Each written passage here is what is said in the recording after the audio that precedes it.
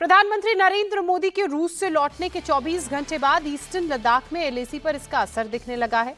4 सालों से डेप्सांग और डेमचौक में आमने सामने खड़ी भारत और चीन की सेनाएं अब पीछे हटने लगी हैं।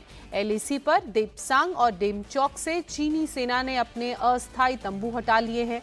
22 अक्टूबर को देपसांग और डेमचौक में स्थानीय कमांडर लेवल की मीटिंग हुई, जिसके बाद बुधवार को डेमचौक में दोनों तरफ से एक एक टेंट हटाया गया और गुरुवार को कुछ टेम्पररी स्ट्रक्चर्स भी तोड़ दिए गए।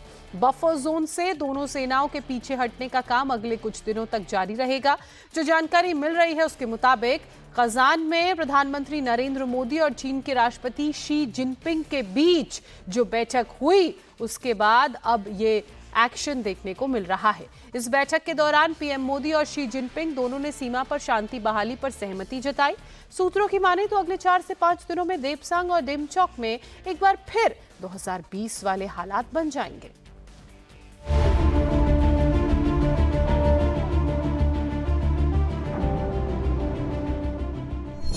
ईस्टर्न लद्दाख में एलएसी पर डिसएंगेजमेंट शुरू। बफर जोन से उखड़ने लगे चीनी सेना के टैंक।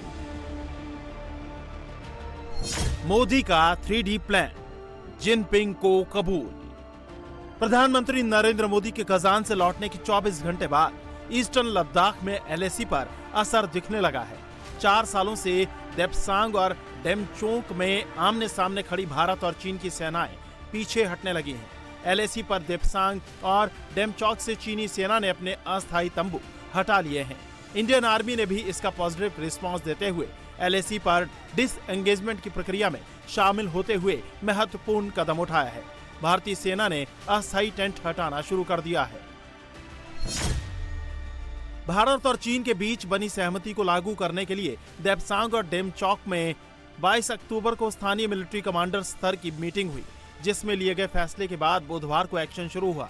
वहीं गुरुवार को टेंट हटाने का काम शुरू हो गया। डेमचौक में चारजल नाले के एक तरफ भारतीय सैनिक थे और दूसरी तरफ चीनी सैनिक। 2018 में चीनी सैनिकों ने चार्जिंग नाले के पश्चिम की तरफ यानी भारत की तरफ भी टेंट बना लिए थे। साथ ही 2020 में भी नए टेंट बने। यहां दोनों तरफ से पत्थर के टेम्परेरी स्ट्रक्चर भी बने हैं, जिन्हें हटाने का काम भी शुरू हो गया है।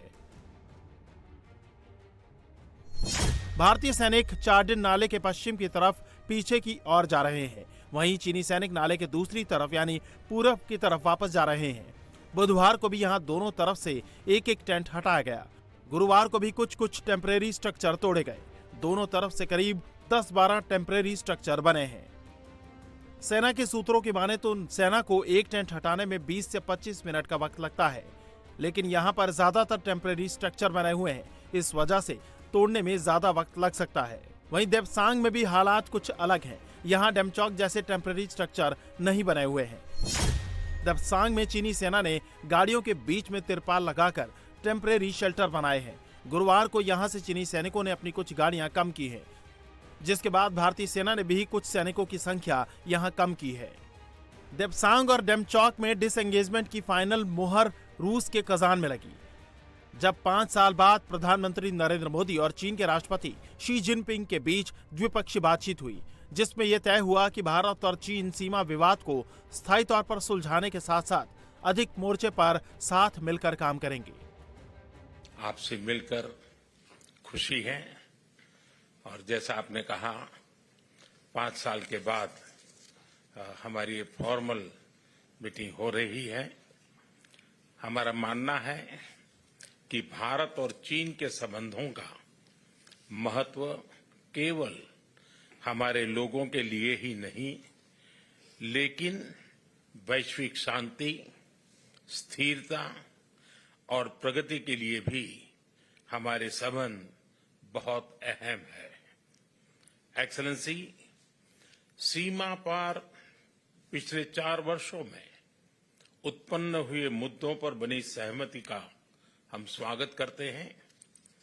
सीमा पर शांति और स्थिरता बनाए रखना हमारी प्राथमिकता रहनी चाहिए। म्यूचुअल ट्रस्ट, म्यूचुअल रिस्पेक्ट और म्यूचुअल सेंसिटिविटी हमारे संबंधों का आधार बने रहना चाहिए। इस मीटिंग के लिए भारत और चीन पूरी तैयारी के साथ पहुंचे थे। भारत की तरफ से विदेश मंत्री S Jaishankar, national security adviser Ajit Doval, विदेश सचिव विक्रम मिस्री और ब्रिक्स में भारत के शेरपा दम्मू रवि मौजूद रहे। तो जिनपिंग के साथ चाइनीज डेलीगेशन में चीन के विदेश मंत्री वांग यी और चाइनीज कम्युनिस्ट पार्टी के डायरेक्टर जनरल काय ची भी इस मीटिंग में शामिल हुए। मीटिंग में मोदी के दो टूक का असर शी जिनपिंग पर पड़ा। उन्होंने कहा कि भारत और चीन की दोस्ती दुनिया के लिए मिसाल बने। प्रधानमंत्री जी, कजान में आपसे मुलाकात कर मुझे बहुत खुशी हुई है। हमारी आपसे मुलाकात 5 साल बाद हो रही है। हमारी इस मुलाकात पर हमारे दोनों देशों के लोगों के साथ साथ पूरी दुनिया बहुत बारीकी से नजर रख रही है। चीन और भारत दोनों बहुत प्राचीन सभ्यताएं हैं, दुनिया के बड़े विकासशील देश और ग्लोबल साउथ के अहम सदस्य हैं। हम अपने विकास और आधुनिकीकरण के बेहद अहम दौर से गुजर रहे हैं। अगर हम अपने ऐतिहासिक संबंधों की दशा और दिशा को आगे बढ़ाते हैं तो हमारे दोनों देशों को फायदा होगा। दोनों देशों को लगातार एक दूसरे से बात करते रहना चाहिए, संवाद बनाए रखना चाहिए। हम दोनों को चाहिए कि हम अपने विवादों और मतभेदों को सलीके से आपसी बातचीत से सुलझाएं, ताकि हमारे विकास का सफर बेरोक-टोक जारी रहे। हमारे लिए ये भी जरूरी है कि हम अपनी जिम्मेदारियों का बखूबी पालन करें, ताकि पूरी दुनिया और खास तौर से विकासशील देशों के लिए एक मिसाल बन सके, ताकि हम मल्टीपोलर दुनिया और वैश्विक मामलों में लोकतंत्र को बढ़ावा दे सकें।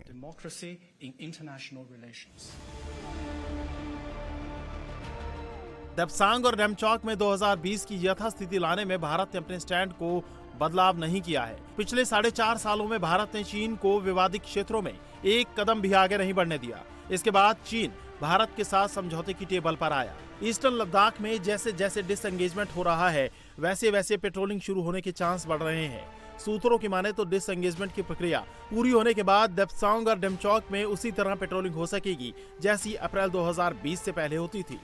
देप्सांग और डेमचौक में अगले 4-5 दिनों में पेट्रोलिंग शुरू होने की उम्मीद है। साथ ही निगरानी मैकेनिज्म के लिए मिलिट्री लेवल पर दोनों देशों की सेनाओं के बीच स्थानीय कमांडर मीटिंग जारी रखेंगे, क्योंकि दोनों पक्ष इस मुद्दे को जल्द से जल्द सुलझाना चाहते हैं।